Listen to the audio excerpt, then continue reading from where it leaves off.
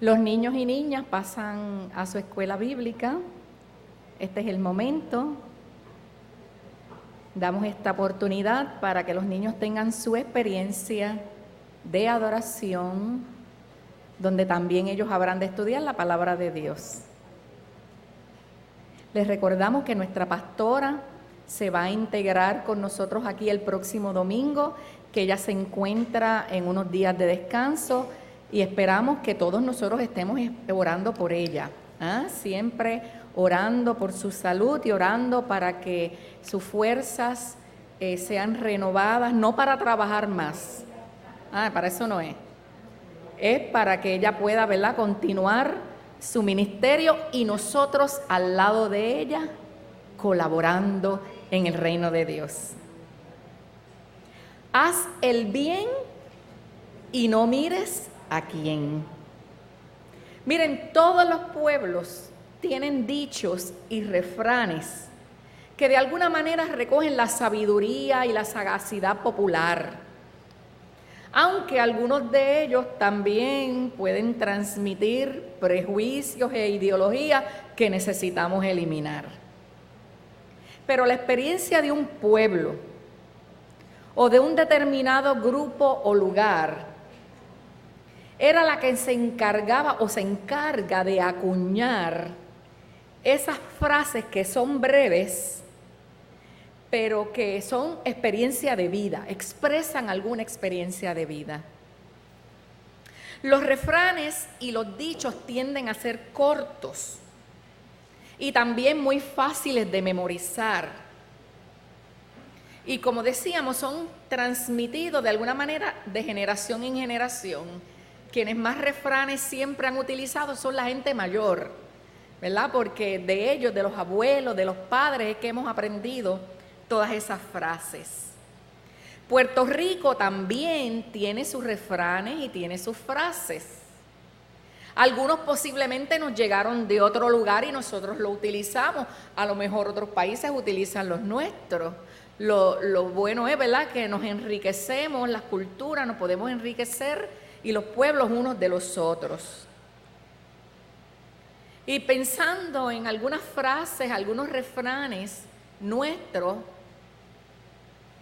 dice uno: el que siembra vientos cosecha tempestades. Este es para los hombres. Preguntando se llega a Roma. ¿Usted sabe por qué era eso?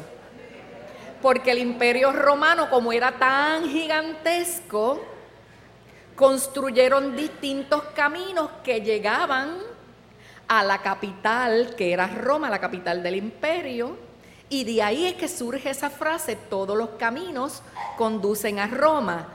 O viene la frase: si usted pregunta cómo llegar a Roma, pues nosotros le explicamos, ¿verdad? Así era la cosa. Y es porque los hombres no preguntan. O cuando una persona no se ve muy bien, o cuando una persona no se ve muy bien, nosotros le decimos: está más jalado que un timbre guagua, ¿verdad? O utilizando palabras de nuestra herencia africana, decimos: el que no tiene dinga, tiene mandinga. También hay otro que dice que uno tiene que llevar 2 sacos. ¿Para qué? No entendí nada. Uno para llevar y otro para recibir. Y a quien le debe a todo el mundo, se dice: le debe a cada santo una vela. ¿Verdad que sí? Esos son algunos de los refranes que tenemos en nuestra cultura. Y cuando nosotros vamos a utilizar un dicho, un proverbio, ¿verdad?, un refrán, necesitamos usarlo con pertinencia y con sentido de la oportunidad. Es decir, que no se usan sin ton ni son, ¿verdad? Que cuando queremos expresar algo, transmitir un mensaje, aprovechar la oportunidad para afirmar algo, pues lo decimos de manera pertinente, con ton y son. ¿Verdad que sí?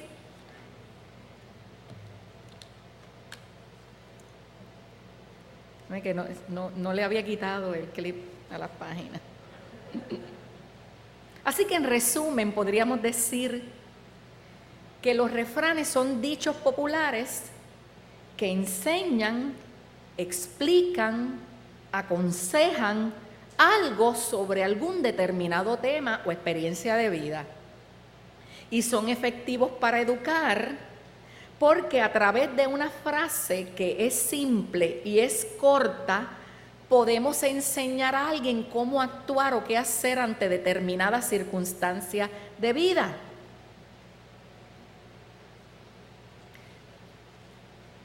Cuando se formó el canon del Antiguo Testamento, y cuando hablamos de canon, son los libros que entraron a la Biblia. Pero cuando se estaba trabajando sobre el canon del Antiguo Testamento, los eruditos bíblicos decidieron incluir el libro de los Proverbios. Y Proverbios pertenece al grupo de libros de la Biblia que se denominan como poéticos o sapiensales. Porque Proverbios consta de una serie de sentencias, colecciones de dichos, de refranes, de poemas que transmiten la herencia de sabiduría de Israel y también de otros pueblos. Y qué bueno que tenemos ese libro en nuestra Biblia, que de hecho, cuando mis niños eran pequeños, mis hijos, que ahora son unos manganzones, ¿verdad? Pero cuando mis hijos eran pequeños, nosotros hacíamos los altares familiares y lo que yo utilizaba para transmitirle la enseñanza bíblica eran los proverbios, en un lenguaje sencillo.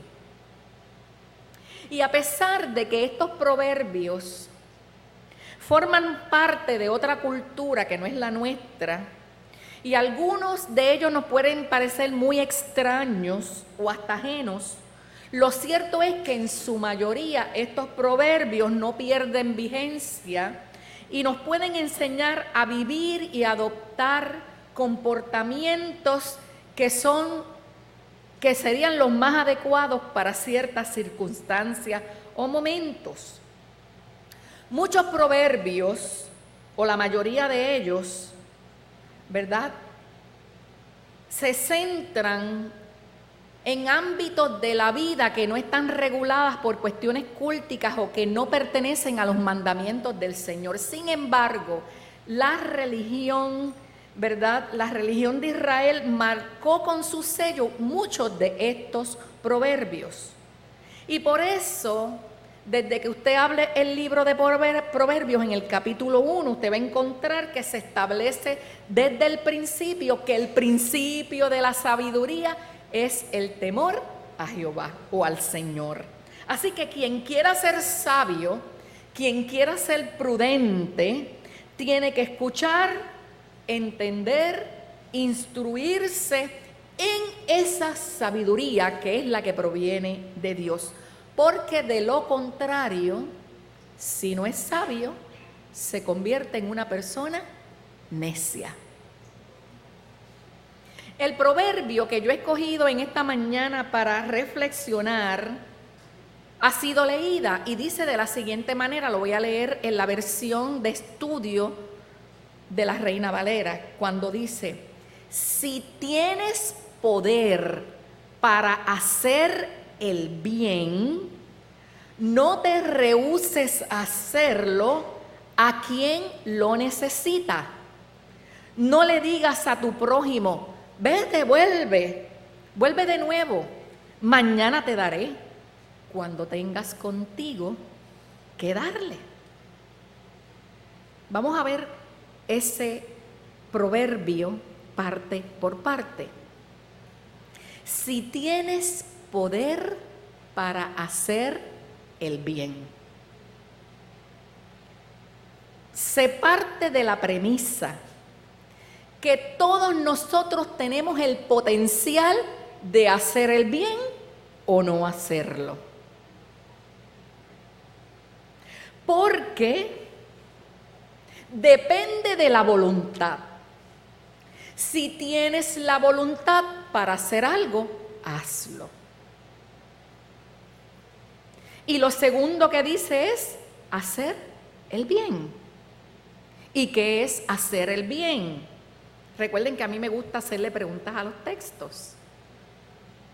Hacer el bien es ayudar, auxiliar, apoyar, beneficiar, cuidar de otras personas.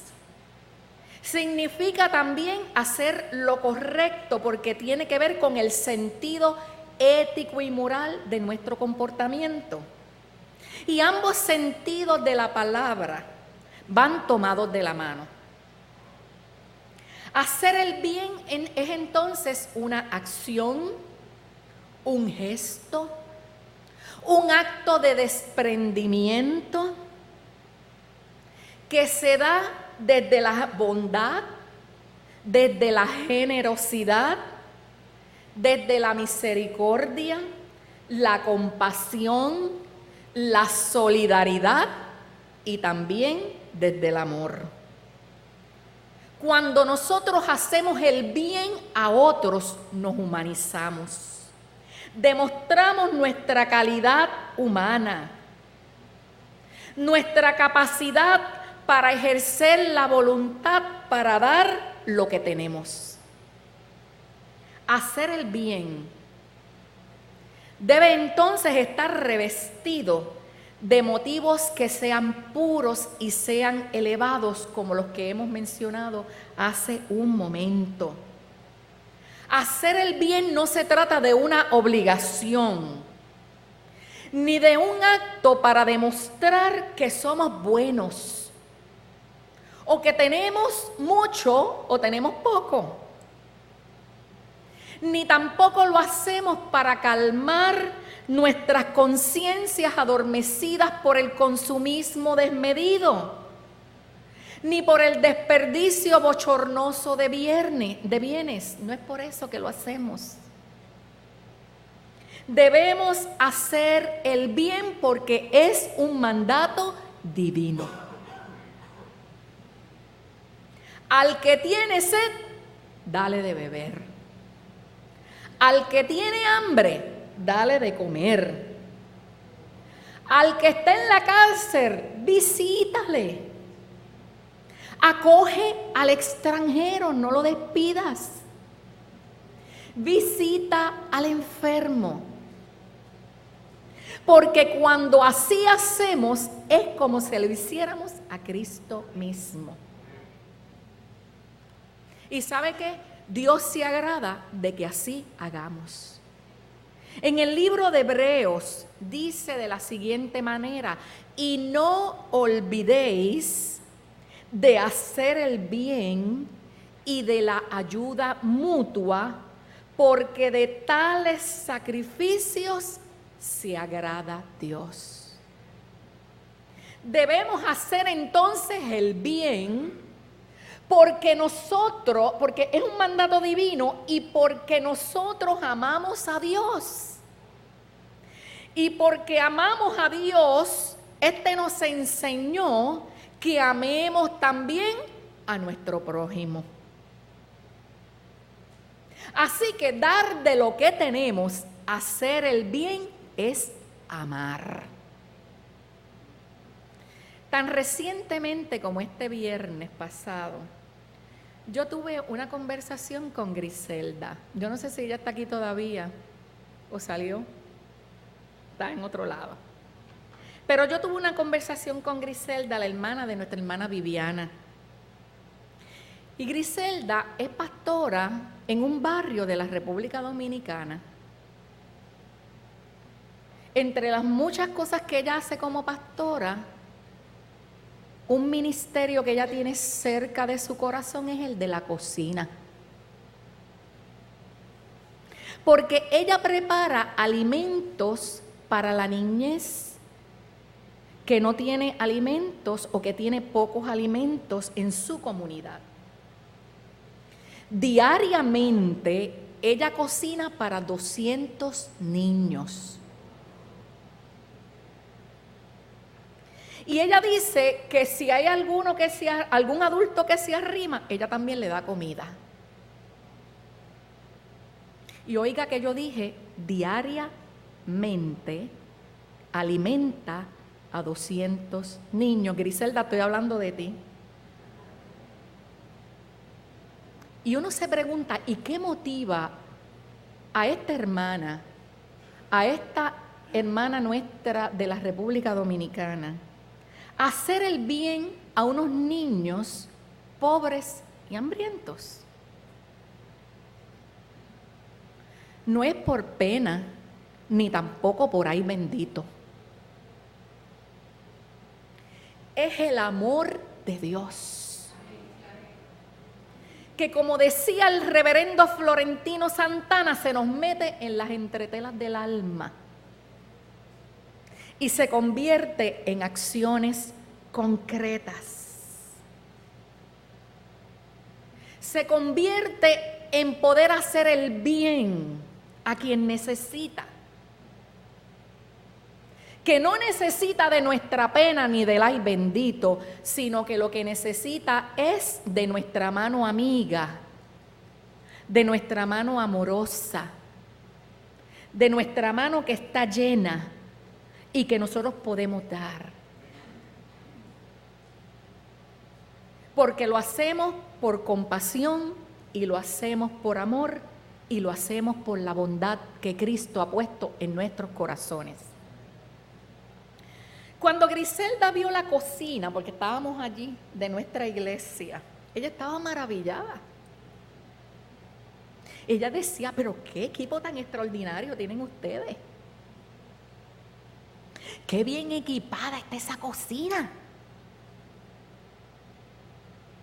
Me decía que muchos recursos ustedes tienen, que muchos recursos. Y yo me fui con eso para mi casa. Y yo dije, a ella le encantó nuestra cocina, pero nuestra cocina, la mayor parte del tiempo, está cerrada. Esa cocina tan maravillosa, con equipos industriales, tan fabulosa, la mayor parte del tiempo esa estufa está apagada.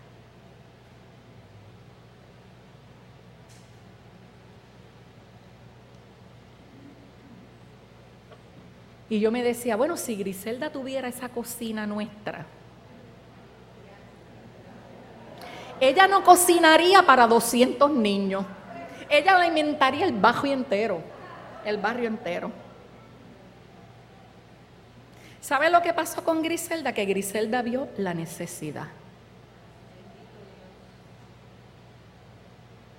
Tenía una estufa en su casa y tenía una olla grande y dijo, eso es lo que tengo y eso es lo que voy a dar.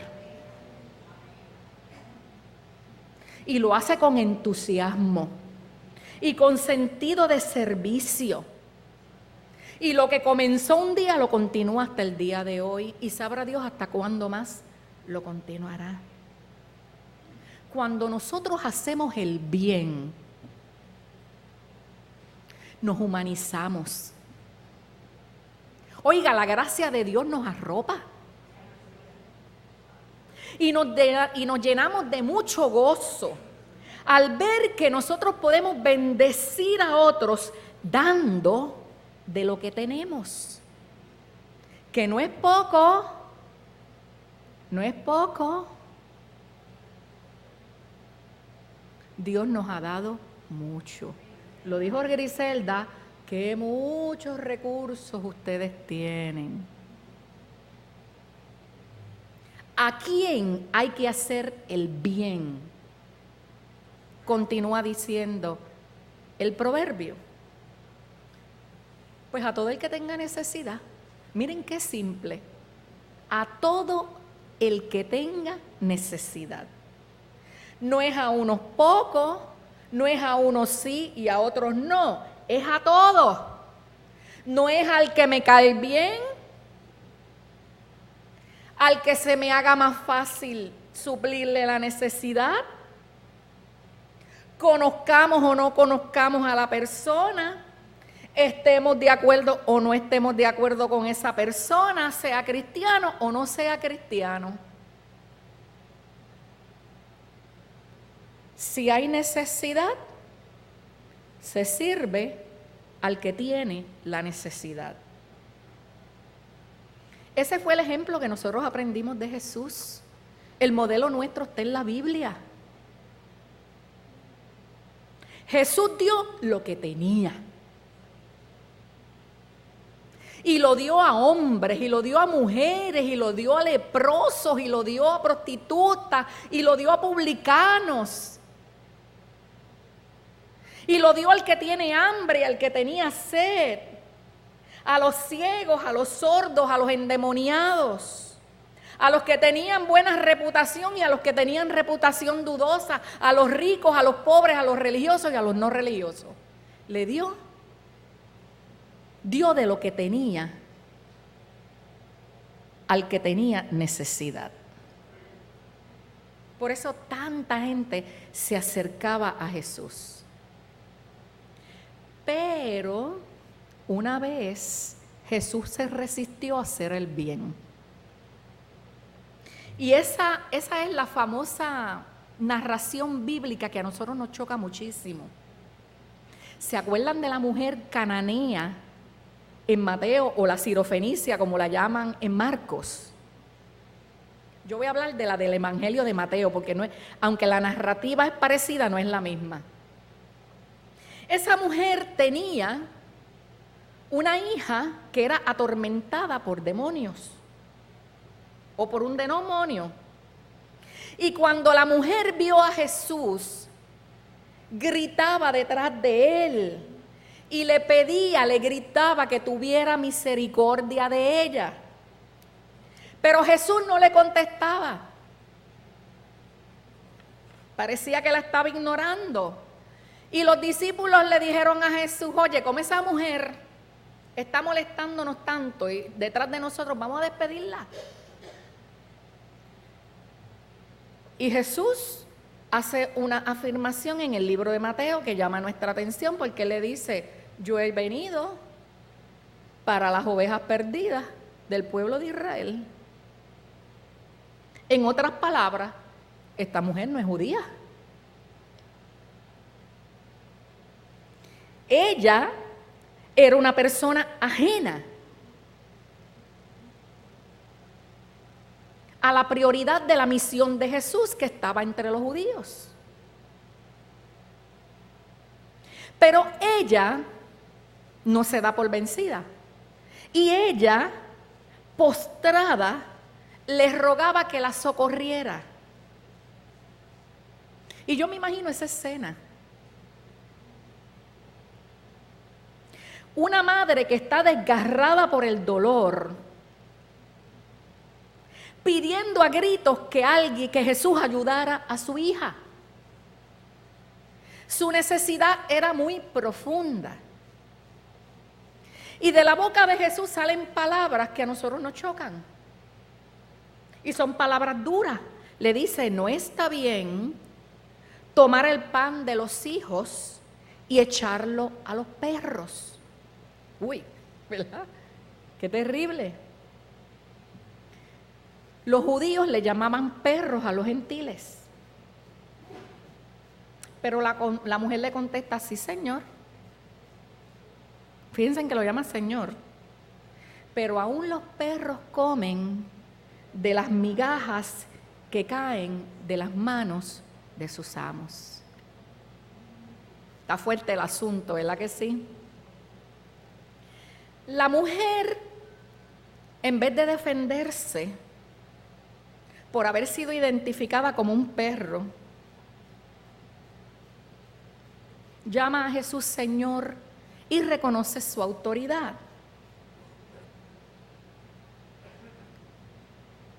Ella no permitió que ese comentario de Jesús la alejara de sus propósitos, de buscar dignidad para ella y de buscar sanidad para su hija.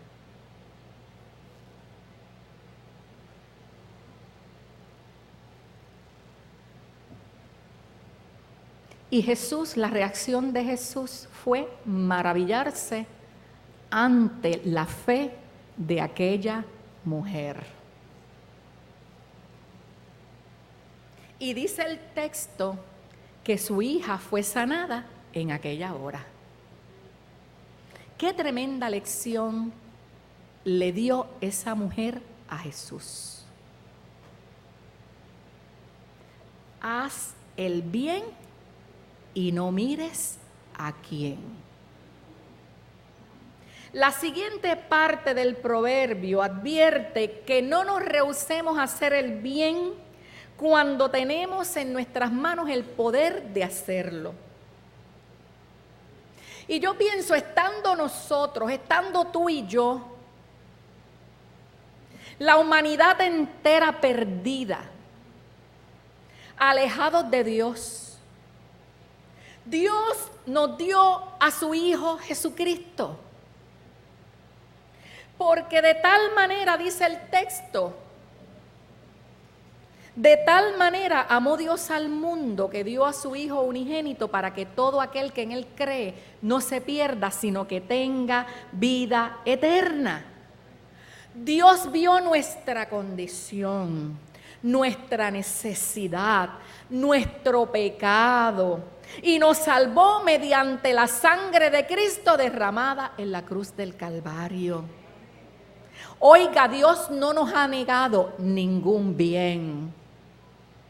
Dios nos lo ha dado todo, y ese todo es con letras mayúsculas. Todo nos ha sido dado por gracia, para que de gracia nosotros también podamos dar. Sin embargo, hay quienes, habiendo recibido tantos beneficios de parte de Dios, dicen: de mi maíz ni un grano. En vez de hacer el bien, dando de lo recibido de la mano de Dios, de mi maíz ni un grano. Negarnos a hacer el bien a alguien que lo necesita es deshumanizarnos, es entregarnos a la indiferencia, a la falta de compasión, al desdén. Poder hacer el bien y no hacerlo es un acto de egoísmo y de mezquindad. Palabras duras, ¿eh? Y eso tiene un nombre, se llama pecado. Cuidar del otro es una responsabilidad humana. Cuando Dios confronta a Caín, después de haber matado a su hermano Abel, lo confronta y le dice: ¿dónde está tu hermano?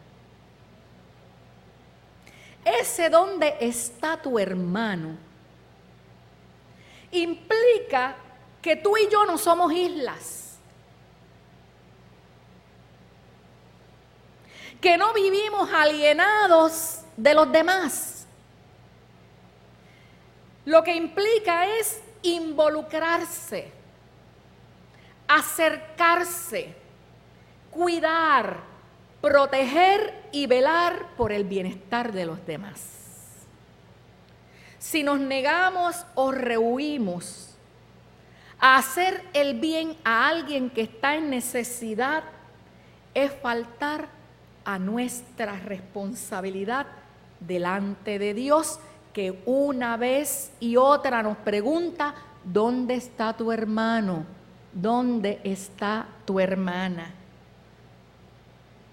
¿Sabe por qué? Porque Dios nos va a pedir cuentas.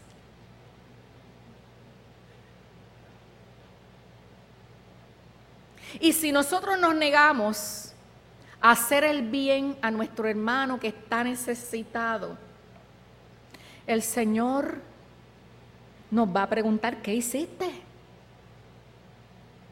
¿Qué hiciste? Cuando habiendo tenido que darle, te negaste a darle. Oiga, a veces la necesidad la tenemos al lado.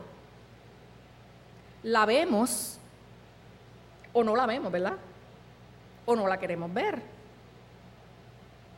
A veces la necesidad puede ser muy sencilla y otras veces la necesidad es más compleja y más profunda.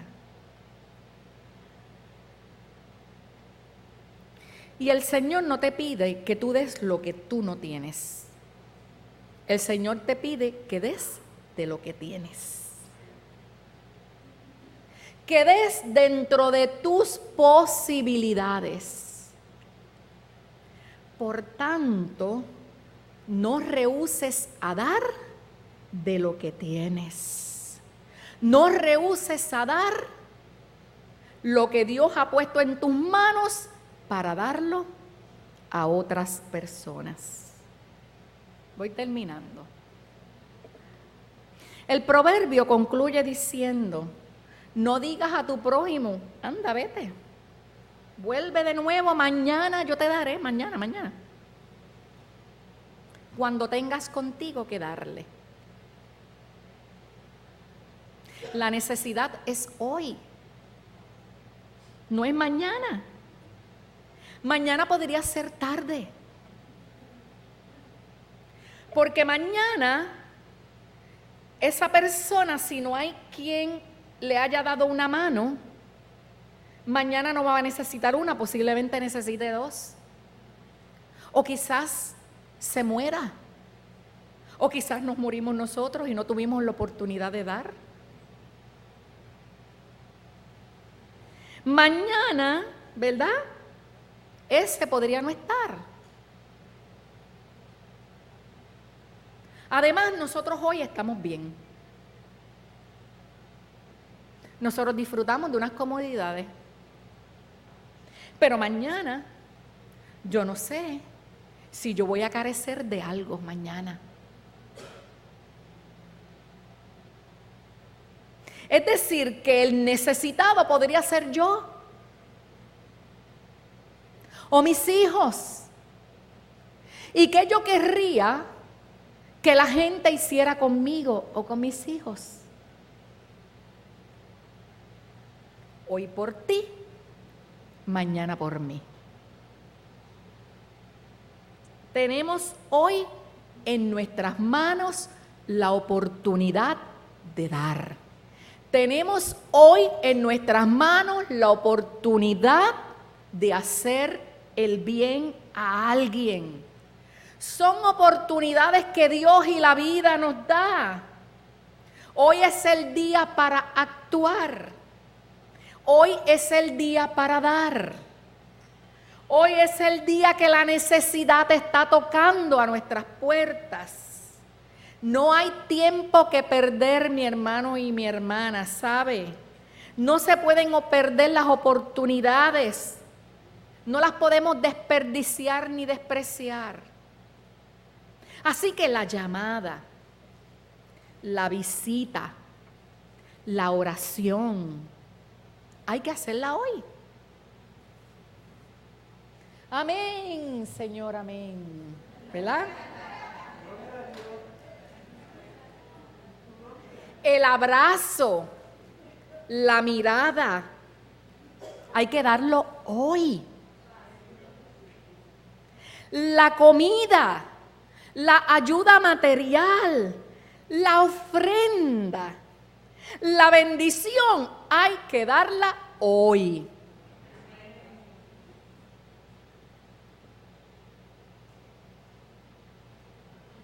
Hoy hay necesidades apremiantes que atender.